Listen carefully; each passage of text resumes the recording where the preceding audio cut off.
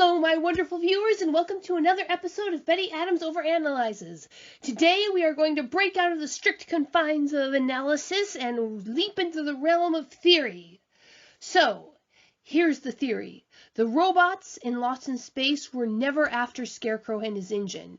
They were, in fact, after John Robinson. So, where does this theory come from?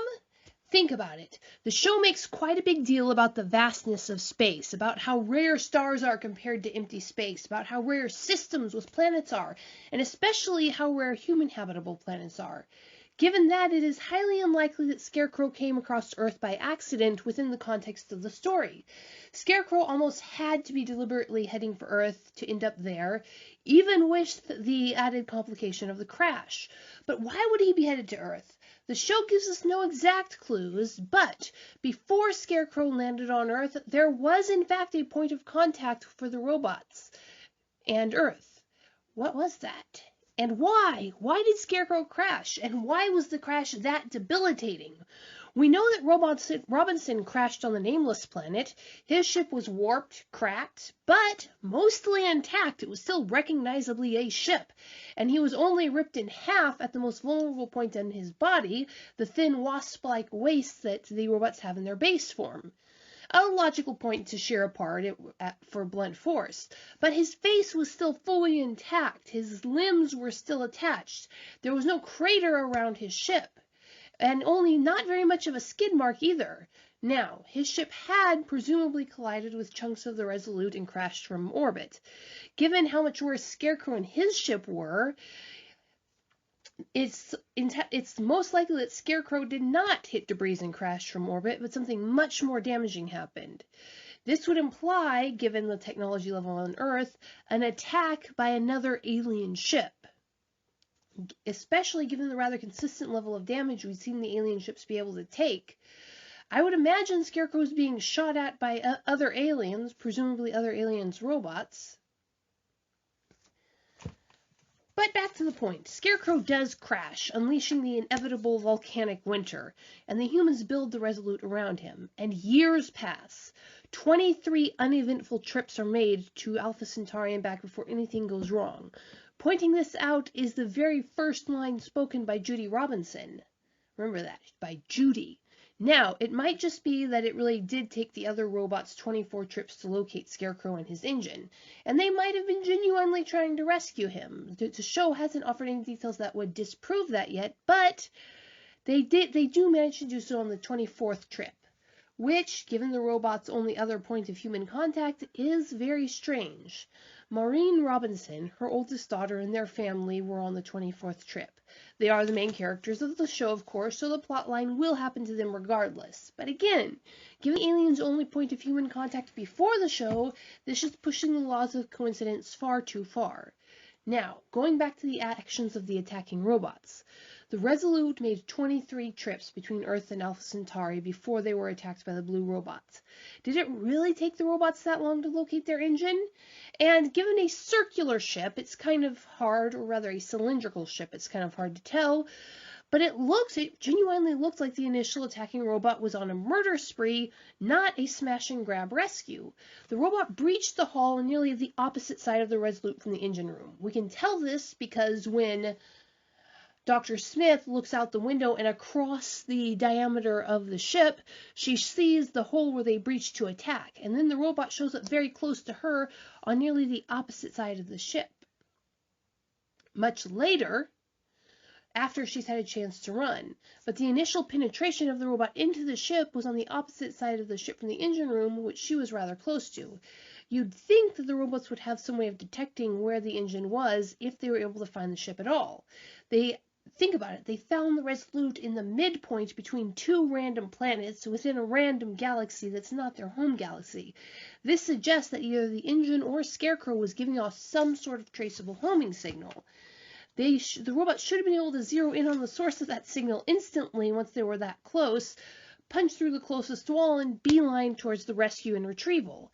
The attacking robots sure had no qualms about making holes in the ship in general, and yet the robot, presumably Robot Robinson or SAR, landed much closer to the Robinson's Jupiter than the then to the engine, and it was his way to kill as many humans as possible. The robot was stopping, turning to get all the humans, even the ones who were actively running away from him.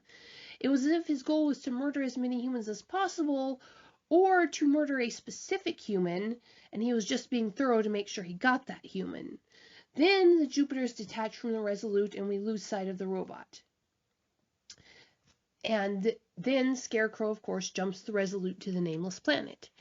And this is the very interesting part. See, we know that the jump had to be all Scarecrow. A human telling him to jump them to safety would never have ordered the Resolute to jump out of the Milky Way. If Scarecrow wanted to be rescued by other robots, he should have jumped the Resolute directly to the danger system, with its implied hundreds of ships of robots worth of backup. Instead, he took the Resolute and all the free Jupiters to a planet where the humans could survive. Now, at this point, the attacking robot, if it was our robot Robinson, which I'm not fully convinced on, but more on that in another video, retreated to his ship and was in the ship when it crashed. But that makes no sense. Scarecrow and the engine were still on the Resolute. The humans were offering no real resistance. There was no reason at all for Robot to have retreated to his ship without Scarecrow and or the engine if he was actually the boots-on-the-ground robot and was after Scarecrow. On the other hand, if the attacking robot wasn't Robot Robinson, say if Robot Robinson was the pilot and getaway driver, as it were, staying in the ship while the Marines boarded the enemy vessel, that chunk of the Resolute impacted on the surface of the planet makes a lot more sense suddenly. The mortar robot was clearly in the storage area of the Resolute by the burns on the bulkheads. We can see when John and Maureen inspect the crashed section. The Resolute itself is shown to be able to jettison non-critical sections in times of need, as is illustrated when it jettisons the corrupted part with explosions. And it makes sense that if they're desperately trying to get the robot off the ship, they would jettison that section. This also offers an interesting explanation for why that section of the Resolute was still intact when it crashed onto the planet after going through re-entry. If there was a robot on it that didn't want to die, he could have summoned a ship to pick him up and carry him, and the ship might have had to latch on to the piece of the Resolute and slow its descent. However, that's all speculation and not directly related to my theory, other than the fact that that section of the Resolute was probably jettisoned in the same way that the corrupted section was jettisoned. On the other hand, a fast-moving robot is much harder to corral than a slow-moving rust plague, so the robot might have just escaped out of that segment of the ship before it was blasted off. But the robot was no longer on the Resolute when the Resolute is looking for colonists in Season 1. So, whether the attacking robot was Robot Robinson, was some other robot, was jettisoned or not, he didn't succeed in getting the engine or Scarecrow, also because both of them were still on the Resolute for all of Season 1. But, going back to what those two techs said when Dr. Smith overheard them, they very specifically said there was always a risk they'd come back for it. There was always a risk they'd, plural, come back for it. Now, if this were the first time that these techs had seen robots other than Scarecrow, that statement should have been, there was always a risk that they'd come for it. To come back, the robots would have had to have been there before and left again. Scarecrow was there before, but he never left at this point, and he's a singular. But this statement implies that they had been there before. Either multiple robots had been on the Resolute before, or much less likely from the context, the humans had seen other robots and ships when Scarecrow originally crashed. Which puts Scarecrow's behavior in a completely different light. Was he willing to fight the silver robots to protect Will because he believed that Will and the other human children were innocent and Scarecrow was simply acting on principle? Or did he already have a beef with the robots who we know left him to die on the Resolute, and quite possibly shot him down in the first place? But, given that to come back, the robots had to have been there before, this opens the question in another direction. Did any of the robots care about Scarecrow and his engine at all? After Season 1, Robot Robinson and SAR left Scarecrow to die, even if they did take the engine. And I am not convinced that they did take the engine. They didn't have it on them 7 months later, and most importantly, the Resolute had gravity for all 7 of those months, suggesting the engine was still somewhere on the ship. There was still a live, healthy horse that had been wandering the ship for 7 months. No horse is going to survive in 0G or even microgravity. And the items on the ship had clearly fallen where they lay and laid where they'd fallen. They hadn't been bouncing around in zero gravity or microgravity. So, where did Scarecrow's engines go? More on that in another video, but it was probably still on the Resolute.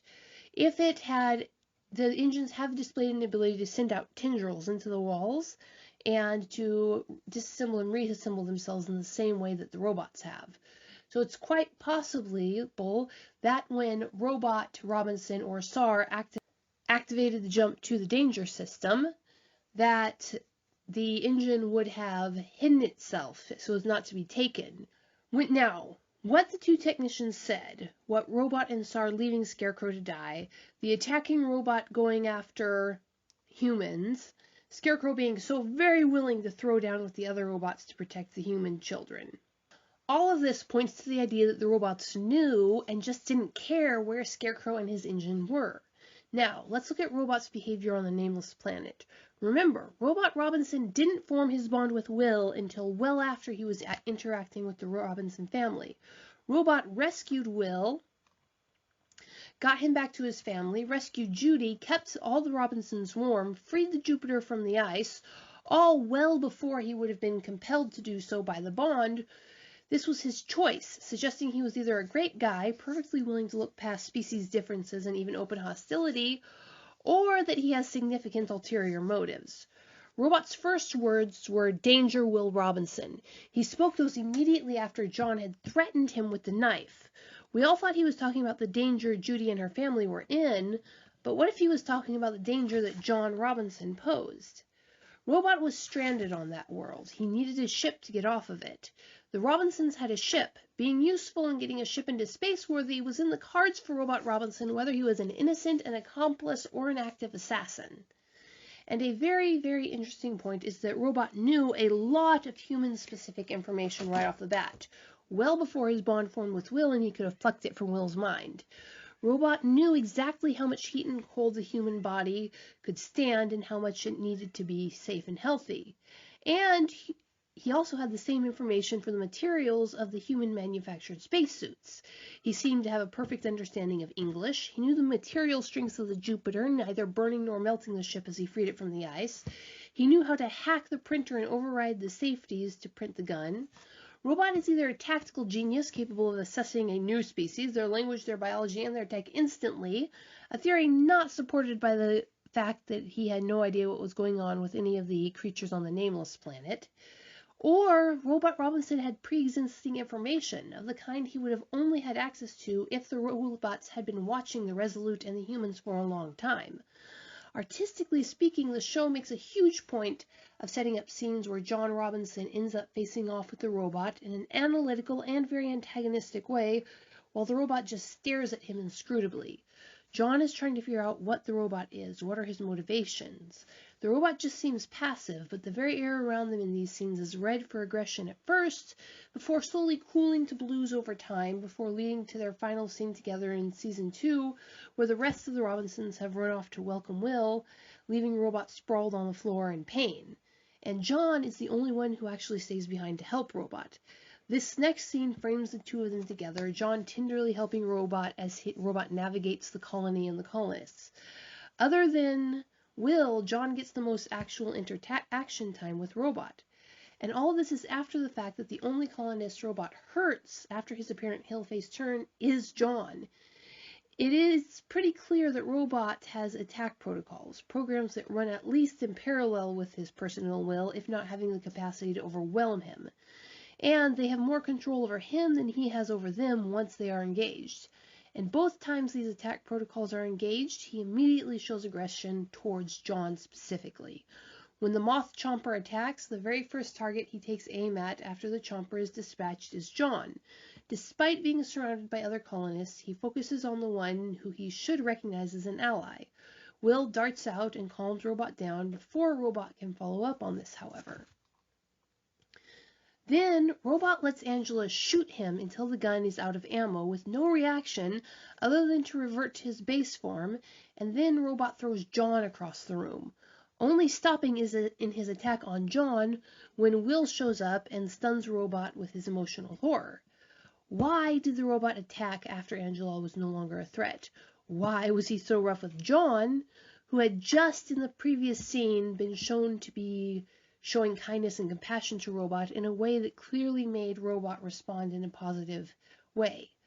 Robot's very first introduction in the series was being extremely gentle with Will in a very similar situation. In the scene in the fire, Robot was in full warrior base mode with his face combat orange, clearly reacting to a very dangerous situation, and yet he was extremely gentle with Will.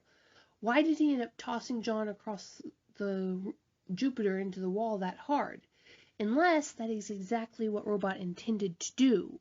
Remember, Robot has and has demonstrated an intimate knowledge of human anatomy and physiology and limitations. So either due to his own choice or to his activation protocols that have been shown to override his own inclination and desires, Robot very deliberately threw John into that wall hard enough to seriously damage him. Then comes the scene when Robot walks off that cliff. Now, this entire time, there's been no real evidence that Will had the complete control over Robot that Will assumed. Sure, Robot had been overwhelmed by Will's fear in the eel incident, but that indicates that the bond works by overriding Will's cognitive functions with his emotions, and that the emotions have the greater effect on Robot. When Robot walked off the cliff, he was doing the exact opposite, following the intellectual conclusions of Will's mind over the clear desire of Will's heart that Robot not walk off the cliff. That had to have been Robot's choice. This is where his heel face turn comes in. Robot has been bonding with Will, bonding with all of the Robinsons, even especially with John Robinson, who was the first Robinson to really show consideration and care for Robot with no strings attached. The first person to reassure Robot for no other reason than Robot's own personal comfort was John Robinson. He smiles at Robot, assuring him that Will be back in the Jupiter, that Robot doesn't need to be afraid. And in this little theory, Robot is sent to kill John Robinson, leaving Robot with the conflict between what he knows is right and his standing orders, presumably the overriding attack codes in his head. So, Robot logically removes himself from the equation. He isn't obeying Will, he is agreeing with him. Robot Robinson considers himself a threat to the Robinsons, as much of, or even more so than they do.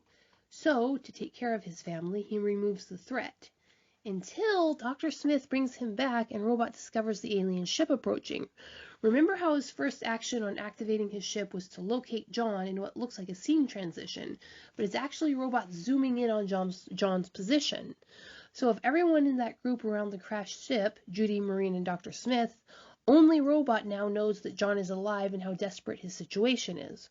Robot, who has shown a clear understanding of human physiology, of human technology, and their limits, knows that John is perched on a fragment of a Jupiter in orbit with nothing but the rapidly dwindling air supply in his spacesuit. John is floating above them, running out of air. And more importantly, Robot knows that John Robinson is being rapidly approached by the alien spaceship that presumably holds SAR. Not the Resolute, not the planet with Robot in his engine. The approaching ship with SAR in it is zeroing in on a fragment of a Jupiter holding John Robinson. Now during this time frame, Robot and Maureen got the J2 into space, but this takes time. Time in which SAR is still approaching John, time in which SAR should be able to figure out that Robot and the engine are below on the planet or in a different ship. And just before Maureen knocks Robot out of the Jupiter, SAR's ship passes over John Robinson, casting that shadow over them. And then we don't see what happens until Robot lets SAR onto the Jupiter. But there's only a matter of moments between these scenes. Then the very, very odd thing. SAR, after retrieving the engine, tries to kill Will. Will, who is literally tied to the ship, Will, who is going to die in a few minutes anyway from air loss, Will, who is immeasurably less of a threat than his mother. Why would SAR waste the time actively killing Will instead of just leaving him there to suffocate? What if it's a case of mistaken identity? Here was a male Robinson on the Robinson's ship. It could be that John Robinson, as far as Alien Robot knows, better safe than sorry. Then, when the Silver Robot attacks the Resolute at the end of Season 2, there is an interesting little plot contrivance. Yes, they're chasing down the engine, but they are also chasing down John Robinson.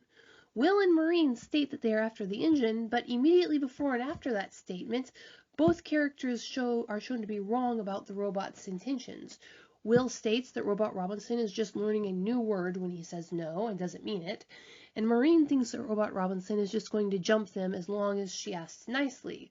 So, why would they be right about the intentions of the attacking silver robots when they can't even get Robot Robinson's motivations right?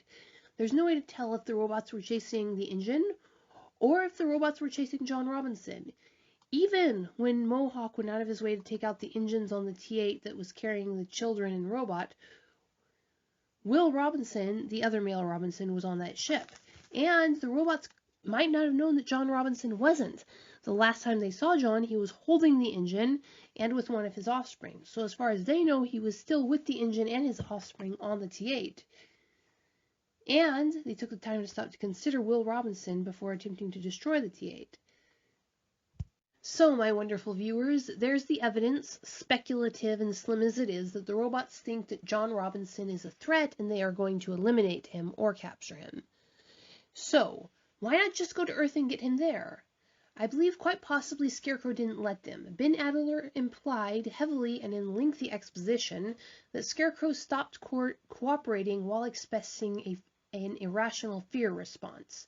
We know that Scarecrow can sense the presence of other robots and vice versa because of how SARS Lim reacted to him.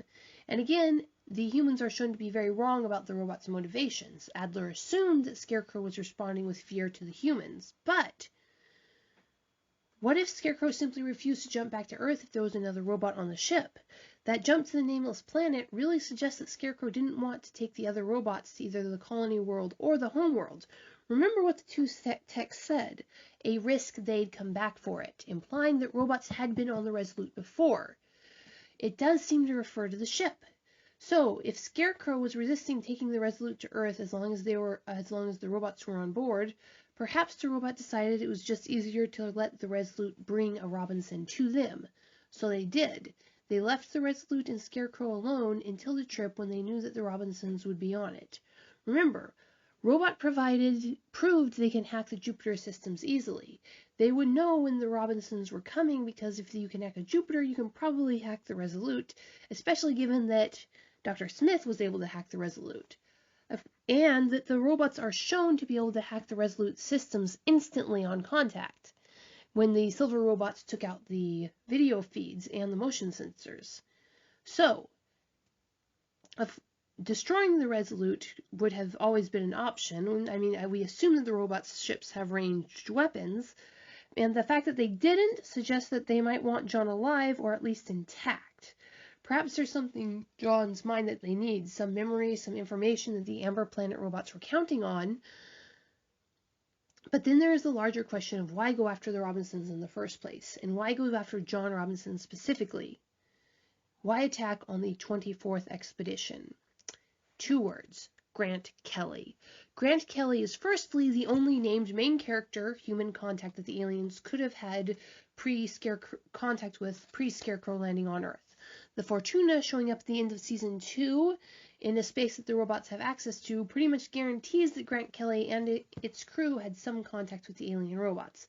So that ties Grant Kelly, and by extension his wife and daughter, to Scarecrow's landing on Earth. It is at the very least a point of contact where Scarecrow would have gotten, if not coordinates for Earth, at the very least a way to determine the coordinates for Earth.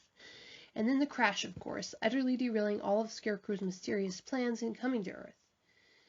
Now, about Grant Kelly, he is, for lack of a better word, a logical mate for Maureen. She was an engineer for spaceships. He was the world's leading astronaut. It makes sense that they would not only run in the same circles, but share the same interests. There are 1,000 ways that they would have met and fallen in love, no matter how dedicated each of them was to their careers.